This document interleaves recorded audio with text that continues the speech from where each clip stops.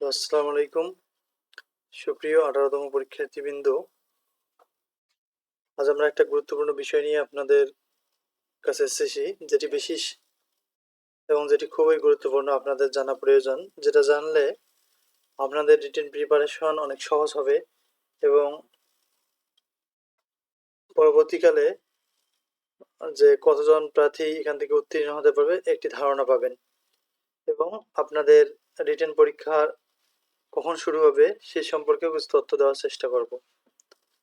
তো এই চ্যানেলে অলরেডি সামাজিক বিজ্ঞান অনুষদ, যেটা আসলে সৃজনশীল প্রশ্ন হয়েছে 7টা সাবজেক্ট মিলে, এই 7টা সাবজেক্টের যেহেতু কোনো গাইড সৃজনশীল পাওয়া যায়নি, সেহেতু আমরা কিছু সৃজনশীল প্রশ্ন আপনাদের মেক করে দিয়েছি,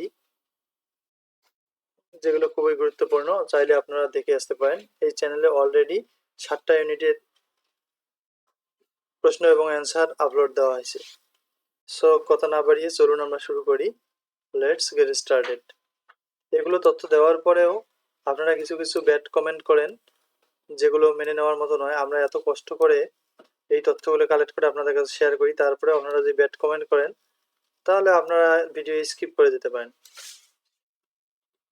18তম লিখিত পরীক্ষার ডেট প্রকাশ।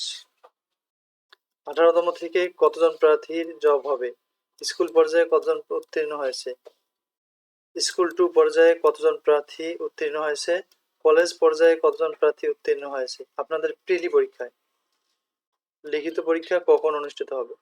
তাহলে চলেন আমরা দেখি মোট পরীক্ষার্থী প্রিলি পরীক্ষায়, অর্থাৎ আমরা জানি সবাই যে প্রিলি পরীক্ষার জন্য 18তমতে অ্যাপ্লাই করেছিল 18 লক্ষ প্রায় স্টুডেন্ট, এবং তার মধ্যে পরীক্ষা দিয়েছে 13,40,833 জন প্রিলি পরীক্ষায় অংশগ্রহণ করেছে। আর মোট প্রিলিমিনারি পরীক্ষায় পাশ করেছে 4,79,981 জন।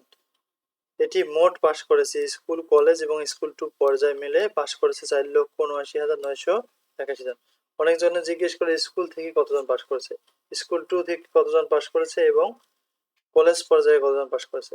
সেগুলো হচ্ছে, এখন আমরা একটু বর্ণনা দিচ্ছি।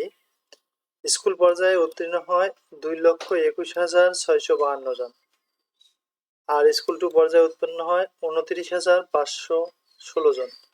কলেজ পর্যায়ে উত্তীর্ণ হয় 2,28,813 জন। মোট পাশের হার 36%। অথচ 16তমতে পাশের হার ছিল 22%, 17তমতে ছিল 23%। তাহলে এবার এতগুলো পার্সেন্ট বৃদ্ধি পাওয়ার কারণ কি, তাই না? আসলে 16তমতে যেহেতু পদ সংখ্যা কম ছিল, প্রার্থীও কম ছিল, সে কারণে একটু কম দেখাইছে। 17তমতে ওই রকম ছিল, কিন্তু আমরা যদি 18তমতে এসে লক্ষ্য করি যে ওখানে 17তমতে আবেদন করেছিল বা পরীক্ষা দিয়েছিল মাত্র 9 লাখ থেকে 10 লাখ, আর এখানে দেখেন পরীক্ষা দিয়েছিল কতগুলো, পরীক্ষা দিয়েছিল 13 লাখ, তার মানে প্রায় 4 লাখ বেশি।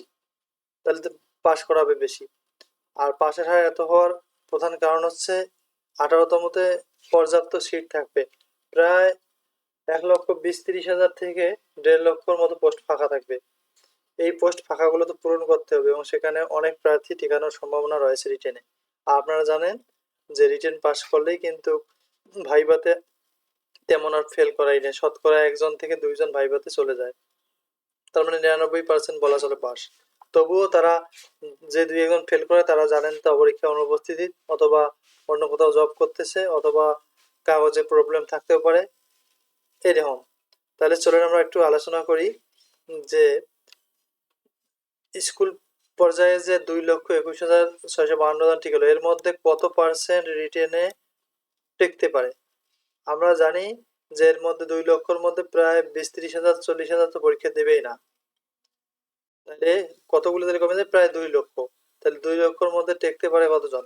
2 লক্ষর মধ্যে এখানে টেকাতে পারে প্রায় 1 লাখ অথবা 90,000 স্টুডেন্ট প্রায় কিন্তু পরীক্ষার মধ্যে টিকবে।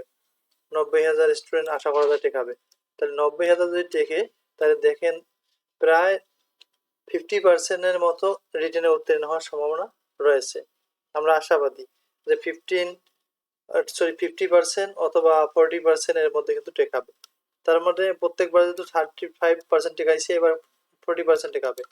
তাহলে 40% যদি টেকায় তাহলে স্টুডেন্ট অনেক টিকবে। আর স্কুল 2 পর্যায়ে সেম। কলেজ পর্যায়ে আমরা একটু বিস্তারিত আলোচনা করি।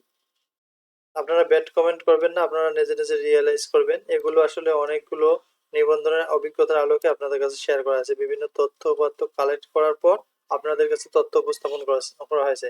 এখানে কোনো ফেক তথ্য দেওয়া হচ্ছে না। তাহলে কলেজ পর্যায়েও অনেকগুলো এবার পাশ করাইছে, কিন্তু গতবার আমরা যদি লক্ষ্য করি 17তমতে কলেজ পর্যায়ে পাশ করাইছিল ৭৪,০০০।